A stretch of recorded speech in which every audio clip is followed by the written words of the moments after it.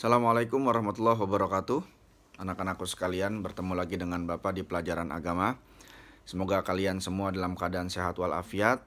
Semoga dalam lindungan Allah Subhanahu wa taala dan negara kita khususnya cepat dipulihkan dalam keadaan yang tidak menentu di virus corona ini, dan dunia secara umum juga semoga Allah cepat tuntaskan, cepat lepaskan dari kungkungan ketidakmenentuan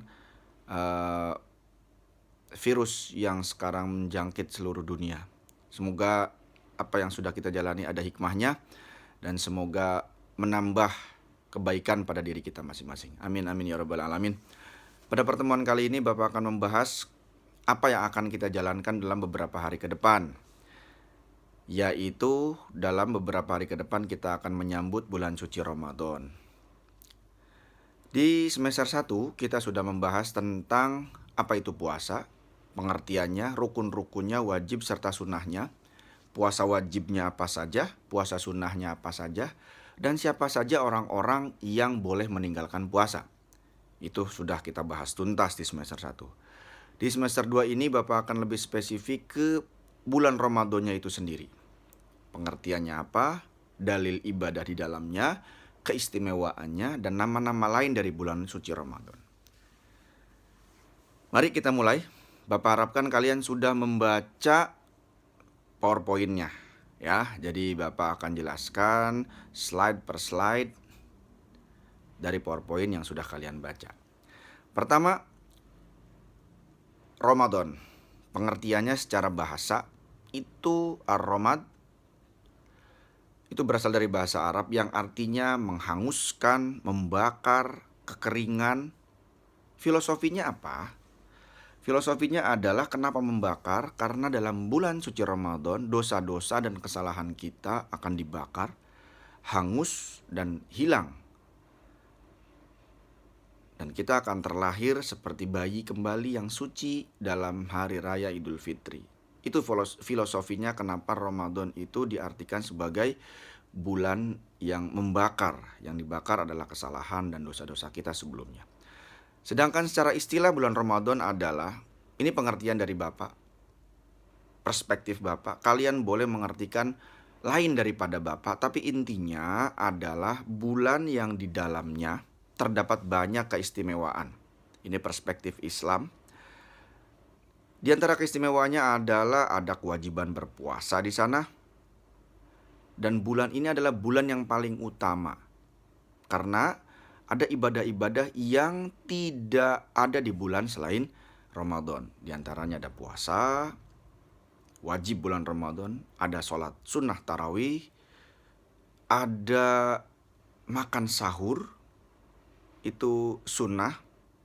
Sebenarnya ada di bulan yang lainnya, tapi di bulan puasa lebih istimewa. Untuk lebih jelasnya apa saja keistimewaannya, kita akan jelaskan di slide-slide berikutnya. Kemudian bagaimana menentukan awal bulan suci Ramadan? Di semester 1 kita sudah pernah membahas bahwa di Indonesia seringkali terjadi perbedaan untuk menentukan awal dan akhir bulan suci Ramadan. Kadang ada yang mulai duluan berpuasa, ada yang mulainya belakangan. Begitupun pas akhirnya, ada yang sholat Idul Fitri duluan, ada yang belakangan. Itu semata-mata bukan masalah benar atau salah. Itu terdapat perbedaan dalam metode penentuan awal dan akhirnya. Ada yang menganggap metode hisab, yaitu menghitung, itu lebih utama. Ada yang menganggap ru'yah atau ru'yatul hilal, melihat bulan, itu lebih utama. Dua-duanya betul, tidak ada yang salah. Yang salah adalah orang yang saling menyalahkan. Yang jelas, dua-duanya ada di dalam syariat Islam, dua-duanya pun diperbolehkan. Tetapi kadang dalam penggunaan keduanya, hasil akhirnya tidak mesti sama. Hasil akhirnya kadang berbeda dan itu mengakibatkan perbedaan juga dalam hasil penentuan awal dan akhirnya di bulan suci Ramadan. Itu tidak masalah, sama sekali tidak masalah. Yang penting menggunakan metode yang memang benar disyariatkan dalam Islam.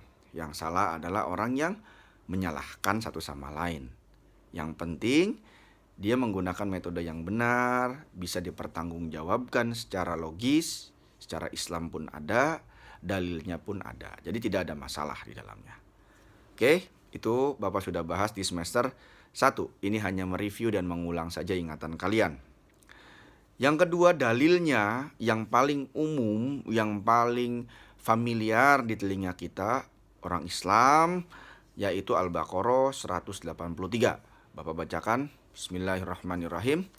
Ya ayyuhalladzina amanu kutiba alaikumussyam kama kutiba alal ladzina min qablikum la'allakum tattaqun.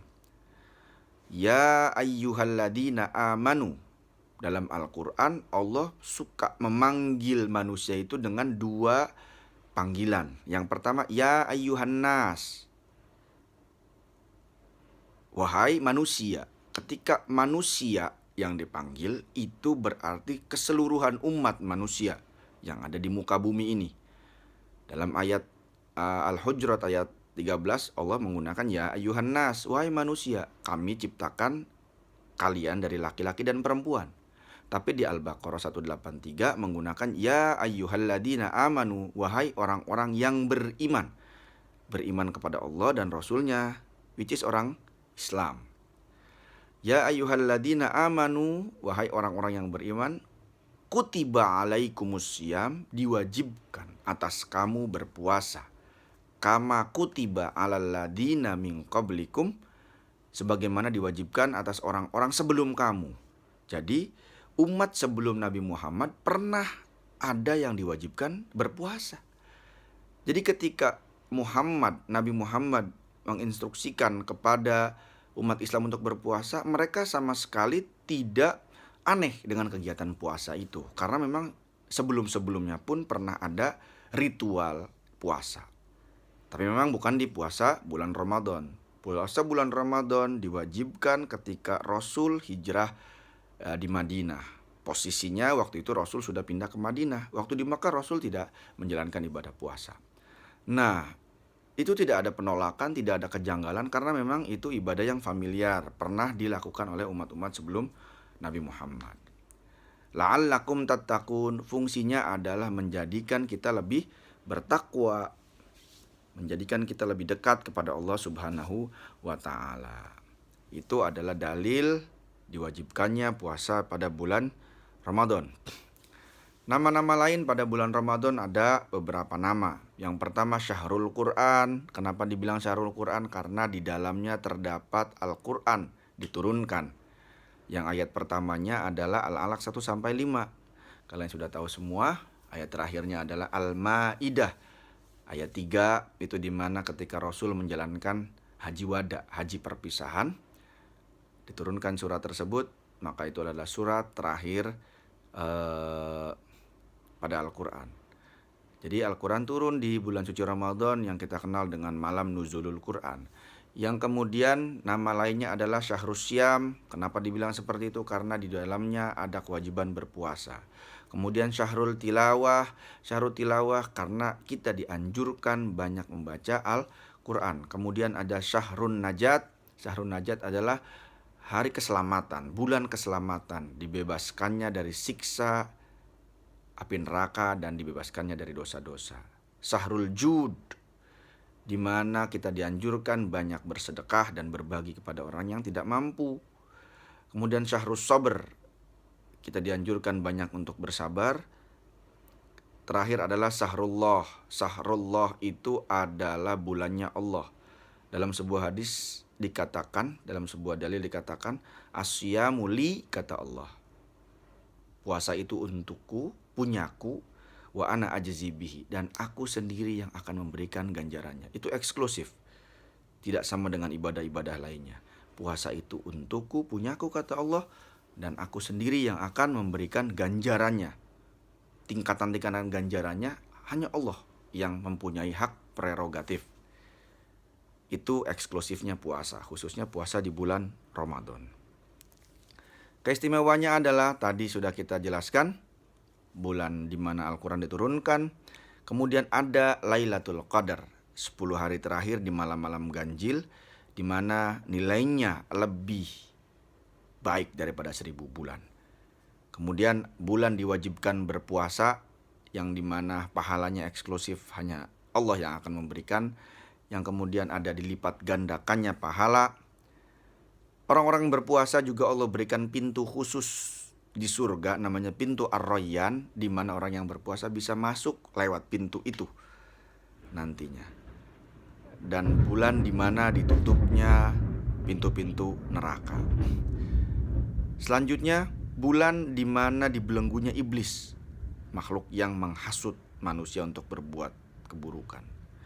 Lantas ada pertanyaan, oh banyak juga kok orang-orang yang berpuasa itu bermaksiat.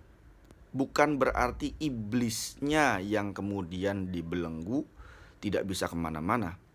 Tapi puasanya itu sendiri, ketika kita menjalankan puasa, kemudian kita jalankan dengan sebaik-baiknya, dengan niat yang setulus-tulusnya, maka itu otomatis akan membendung kita dari kejahatan, keburukan. Ketika akan berbuat jahat, oh saya ini berpuasa, masa orang yang berpuasa melakukan hal yang tidak baik? Itu yang akan menjadi pengingat kita. Bukan literally, bukan tekstual, iblisnya yang diikat, tapi kita sendiri yang mengikat diri kita untuk tidak berbuat yang buruk-buruk. Seperti itu.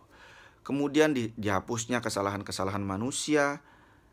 Di dalam bulan puasa juga terdapat perang Badar, di mana Rasulullah waktu itu mengalahkan kaum kafir Quraisy. Terjadi di bulan puasa. Yang terakhir adalah Fathu Makkah. Ketika Rasulullah kembali dari Madinah dengan kekuatan penuh, kembali ke Mekah untuk membuka kota Mekah dengan jalan yang damai, tidak dengan peperangan. Itu peristiwa Fathu Makkah terjadi di bulan Ramadan. Terima kasih anak-anakku sekalian. Mudah-mudahan bulan Ramadan kali ini adalah bulan yang lebih baik daripada bulan-bulan sebelumnya. Dan niat baik kita, ibadah kita dipermudah oleh Allah Subhanahu wa Ta'ala. Semoga kita bisa menjalankan ibadahnya dengan maksimal, dan semoga virus corona dan musibah yang sedang menimpa dunia ini Allah cepat angkat. Amin, amin ya rabbal alamin. Sekali lagi Bapak ingatkan, yang belum menyelesaikan tugas cepat diselesaikan, karena entry nilai tidak akan lama lagi kita akan tutup. Jadi yang punya tunggakan silakan diselesaikan secepat mungkin. Terima kasih, mudah-mudahan bermanfaat. Assalamualaikum warahmatullahi wabarakatuh. Dah, ciao.